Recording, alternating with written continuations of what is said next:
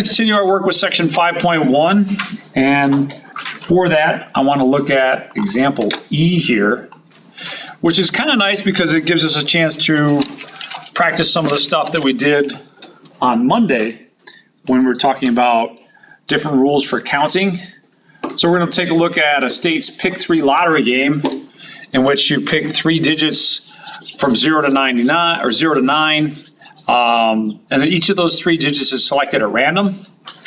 So the first question that they ask is how many different selections are possible? So let's think about that. Now, in these types of games, you can repeat your selections. So that if you chose a 7 once, you can choose a 7 again. Let's see if we can't figure out some probabilities and other things about this example. How many choices are there for the first digit? 10. And assuming that you can choose the same digit again, how many choices are there for the second digit? 10 again, and 10 again, for a total of 10 cubed, or 1,000. Okay, if there are 1,000 possibilities, what's the probability that you win with 1 ticket?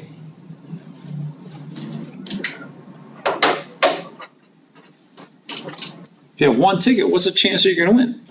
1 over 1,000? Yeah, 1 over 1,000. Yeah, thank you. So 1 over 1,000. Nice. Let me get a couple more people in here. So 1 over 1,000. Perfect. Perfect. The next thing you have to do is find the expected value. But before we find the expected value, let's find out what our net profit is when we win. Now, when you play this game and you win, you collect $462.42. But that's not your net profit because you spend $1.29 to play the game. So what is your net profit, or at least how do I calculate that?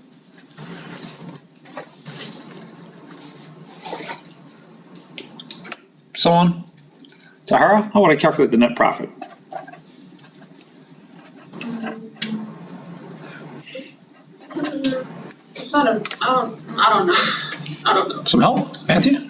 Wouldn't it be 462.42 minus 129? Yeah. So it's just the amount that they hand you back minus what you bet originally. So, all right, 462.42 minus $1.29. That's your net profit. $461.13. So there's 2 things that can happen when you play this game. You can either lose your $1.29 or you can win 461.13. If your probability of winning is 1 in 1,000, what's your probability of losing? 999 over 1,000. Yeah, 999 over 1,000. Probability that you lose is 999 over 1,000. So definitely, more or less, you would expect to lose when you play this game with just 1 ticket. Let's do some calculations. You can switch over to your Google Sheets. So let's go down to example E. And I've already got some of this stuff in here for you. We've got the X, which is either you lose or you win, and the associated probabilities. How am I going to find the expected value? I mean, what do you expect on average? If you play this game again and again and again, hundreds of times, what would you be expecting?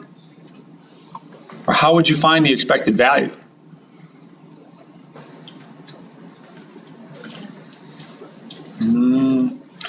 Well, let me remind you then. The expected value is mu, and it's equal to the sum of the x times p of x. You could also do p of x times x, but usually I write it as x times p of x. Let's see what that expected value is for this particular case. So here I've got my x times p of x. So all you're doing is you're taking this times this. And when you click on this cell and highlight it, you can see that it's just the product of these 2 cells here. Likewise, over here. But there's still one more thing I need to do to find the expected value. So that's mu, or expected value. What is it? Any suggestions? What else do we gotta do?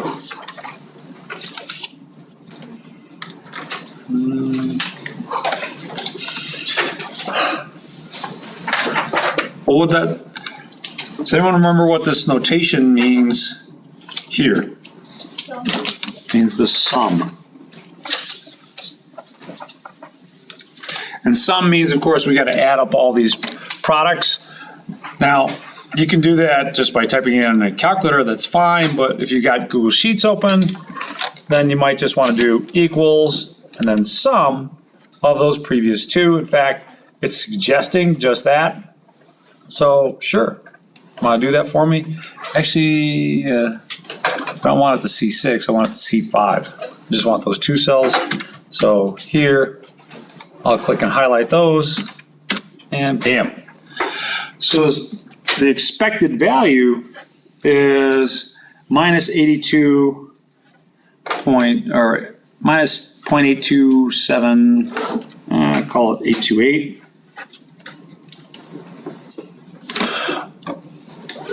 Is that good? Is that a good expected value?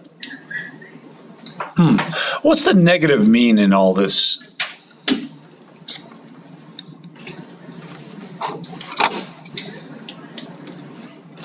James, what's the negative mean in this?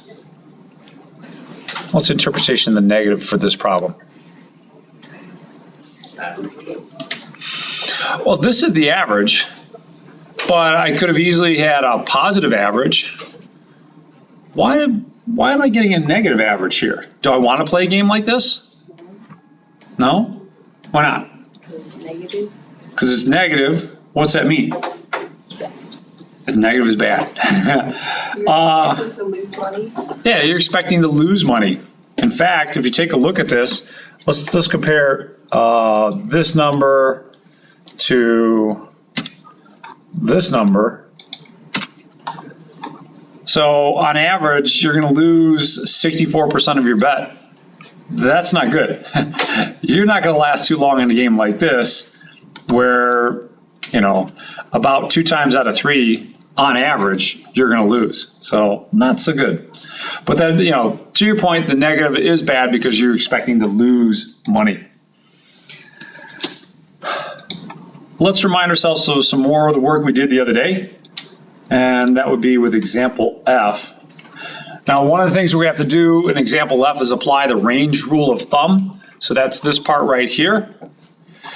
And basically it just says that your significantly high and significantly low values start at 2 standard deviations away from the mean. So either 2 standard deviations above or 2 standard deviations below. Now the table, I just really have a hard time believing this table. I mean, he's got citations for this based on data from prevalence and comorbidity of nocturnal wandering. Wow, okay, sure.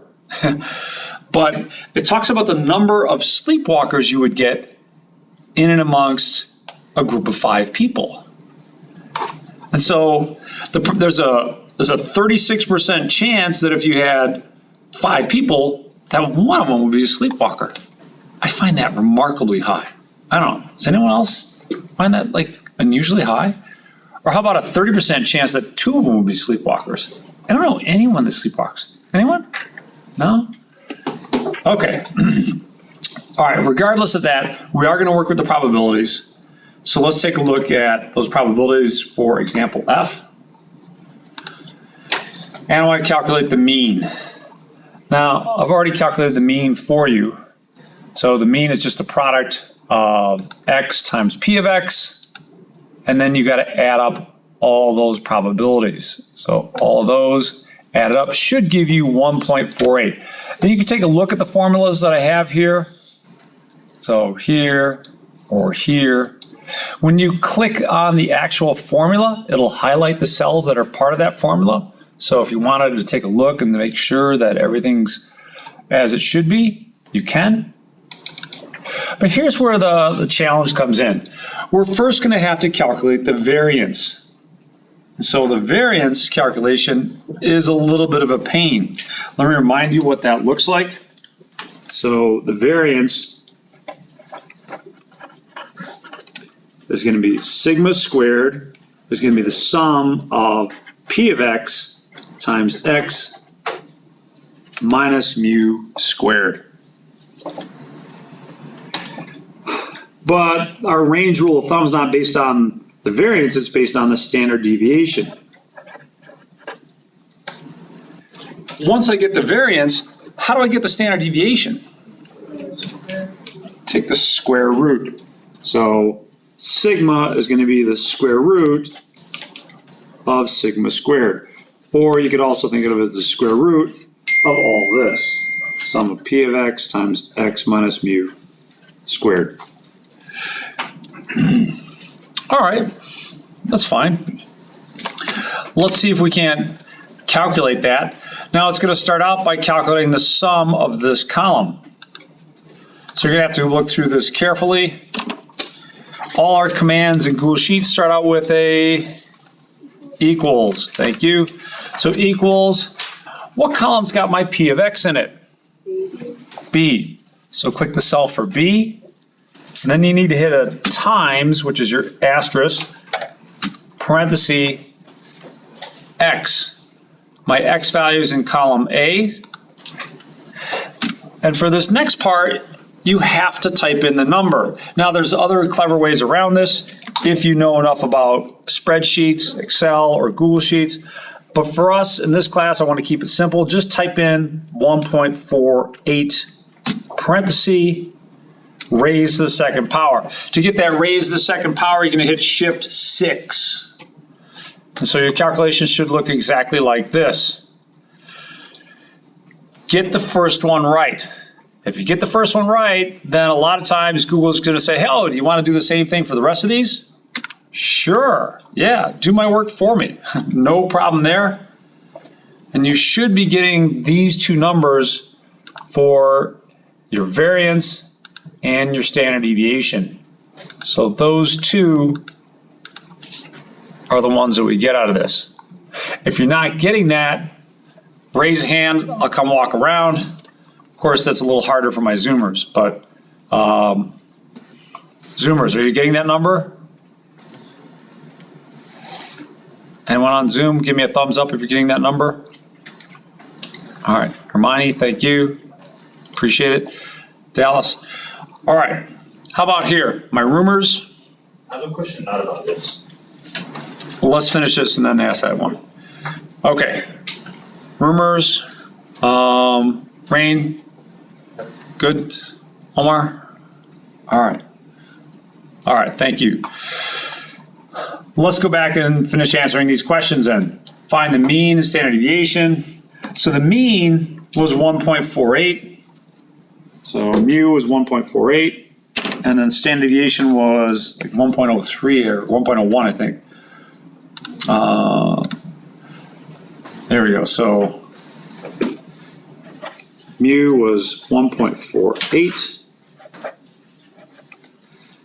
Sigma is 1.019, we'll call it.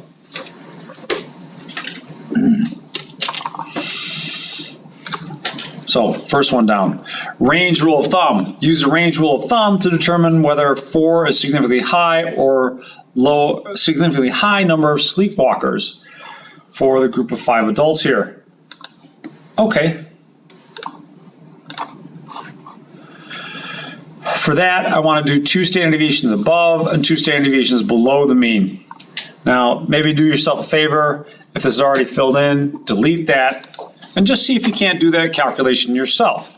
So if you want to do the mean minus 2 sigma or the mean plus 2 sigma, you can do that. Equals, I'm just going to type in the 1.48 minus 2 times, and then I don't feel like copying this down, so I'll just click that cell.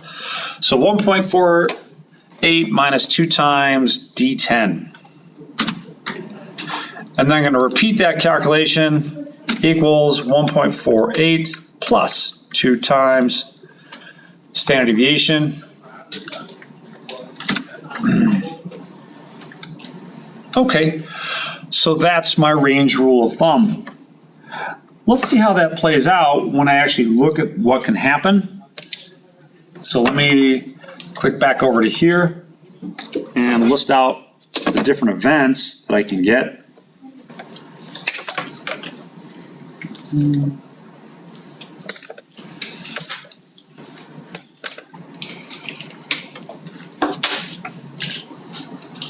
Okay.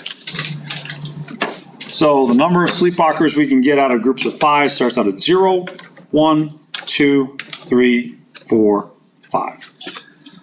So those are the different things that can happen. But my range rule of thumb gave me something kind of strange. So let's write down those numbers. That was my range rule of thumb, mu minus 2 sigma to mu plus 2 sigma was negative 0.56 to 3.52. Now, some of these numbers seem kind of strange because you can't exactly get 3.52 sleepwalkers, nor can you get negative 0.56 sleepwalkers. But let's put those numbers on our number line nonetheless. So negative 0.56 is here, 3.52 is here. So these numbers in between are just kind of like meh, you know, they're nothing special. But what about 4 and 5? What's this saying about 4 and 5? They're high value. Yeah, they're unusually high. So from our range rule of thumb, these are unusually high.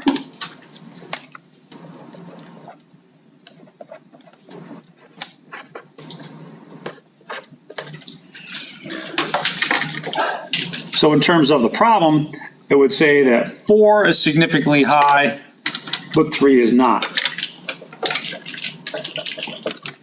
Nice. But certainly one thing you should be able to do for your quiz on Monday is make sure that you can establish what's significantly high and what's significantly low, and then everything else in between. Be careful that you don't include the 3 in this. You're not going to round down and catch that. It's just wherever this falls, and what's above it or what's below it, those are your significant numbers. All right, how are we looking on example F there? Pretty good? Okay, let's keep rolling. Example G. So example G is one that I want you to think about for a moment. These are the expected values for different versions of the game of Keno run by the Michigan Lottery. So I calculated these separately. I could share that calculation with you at some point if you'd like. But these are your expected values. What I want you to decide is which game you're going to play. Are you going to play the 4-spot, 5-spot, 6-spot? Which of these 7 choices would you pick to play and why? So give yourself a moment to think about that. And then we'll do the big reveal. Actually, I'll ask one of you to do the big reveal.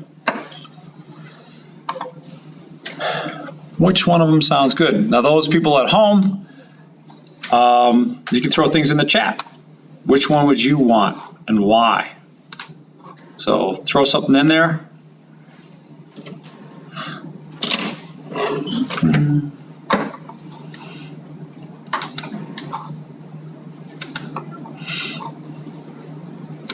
So what I can do is give attendance points to my Zoomers based on how much you put in the chat.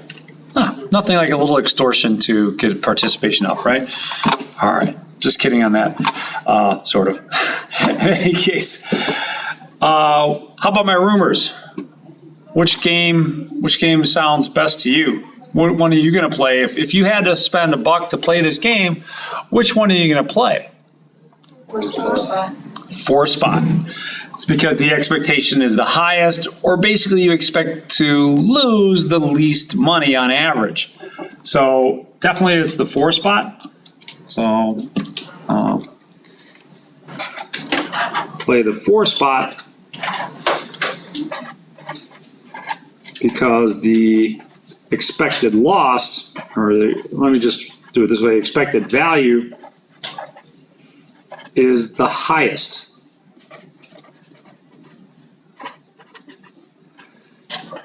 Even though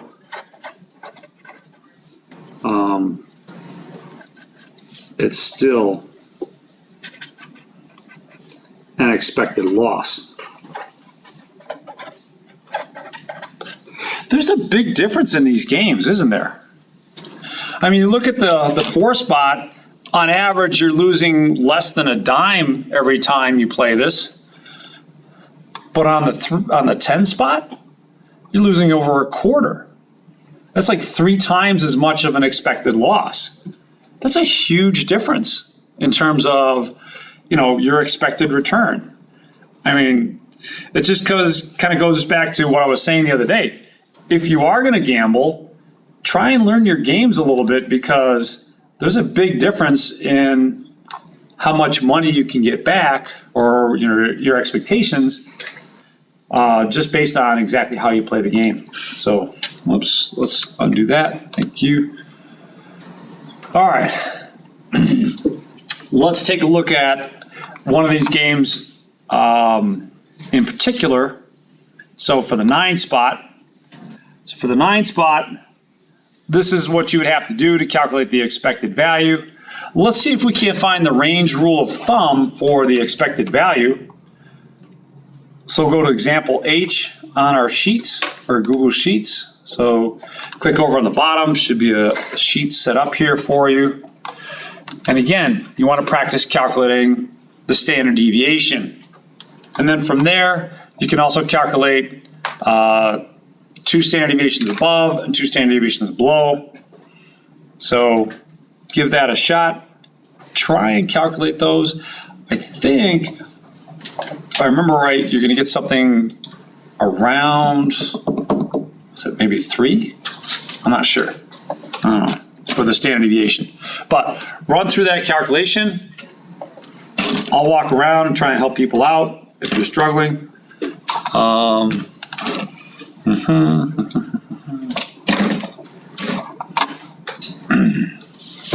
If you're watching this later, then you might want to fast forward a little bit. What is it again? It's example H. Example H. Yeah. Close.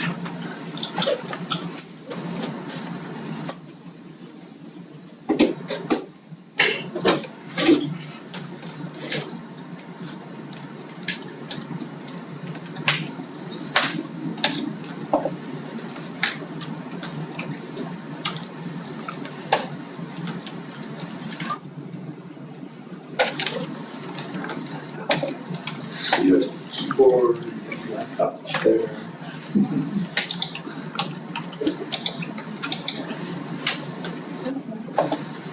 Yeah. Sounds about right. Which one do you want to put?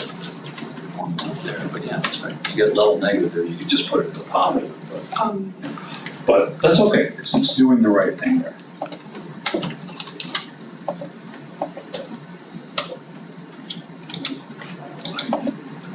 You should get a little bit over 10 for the standard deviation.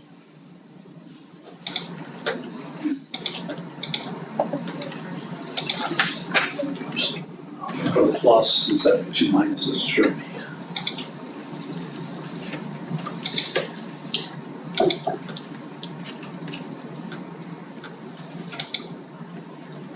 Here it is. No, it's all right. Yeah, sure, redo it.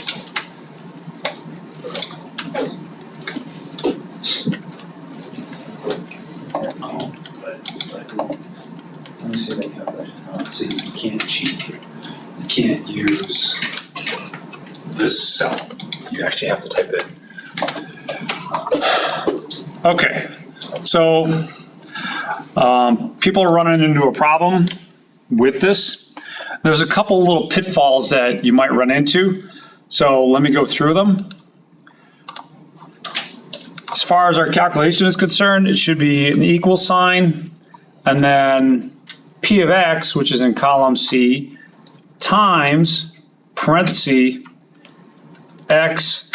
Where's our X? X is in column B, minus negative 0.2817.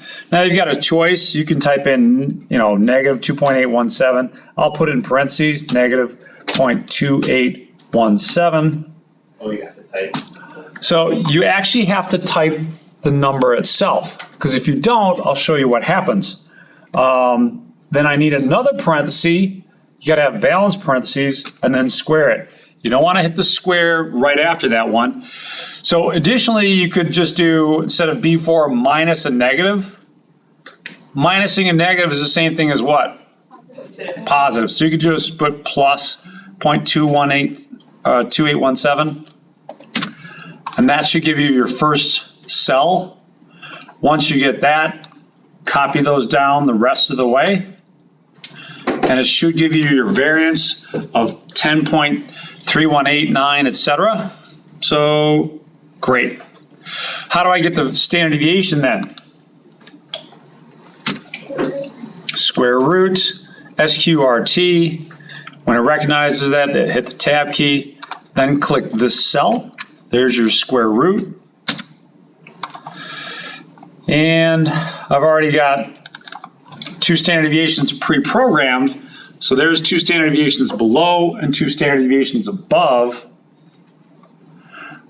Now that's kind of interesting because that's on your dollar bet.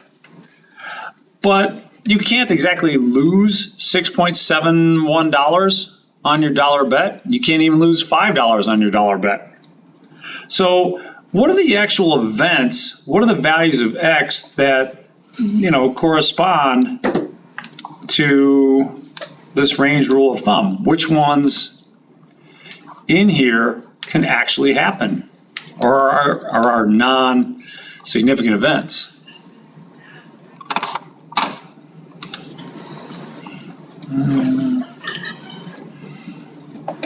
Katerina, which ones aren't significant? Which ones from this list fall in the range of negative 6.71 to 6.14? Like what numbers in the columns? I'm just looking for, of the things that can happen, which one of them are in here? 1 through 5, negative 1 through 5. Yeah, these are the non-significant events. These are the events that if this happened, you wouldn't be surprised. It's like, okay, it's not unusual to win $5. It's not unusual to win $2. Mostly, what do you expect to happen when you play this game? Take a look at the probabilities. What's going to happen more often than not? Yeah, most often you're going to lose, 85% of the time you're going to lose. So probably not a great game to play. You could get really lucky, but the odds of getting really lucky are really, really small. I mean, even Google thinks they're essentially zero. So, there are some small chance you'll win, but effectively it's pretty close to zero. All right, so there's your variance, square root of that gives you your standard deviation. One thing I want to make clear about this and use this example for is what you can't do doing these calculations. So I know there's a standard deviation button here. If you do STDEV, you say, oh, standard deviation. And you do standard deviation of this column. Does it give me what I want? No, not even close. So you're, oh, well, wait a minute. It's standard deviation of, and then I'll do this column. Does that give me what I want? Neither of these match. If you're going to calculate the standard deviation for a probability distribution, it has to be like this. There's no shortcut that I know of that'll do this for you. If there was, I would tell you. There's just not. So gotta do it the long way, sorry, but at least you won't be trying to cheat yourself doing it this way. All right? Comments or thoughts on example H? All right, let's put this one in the books.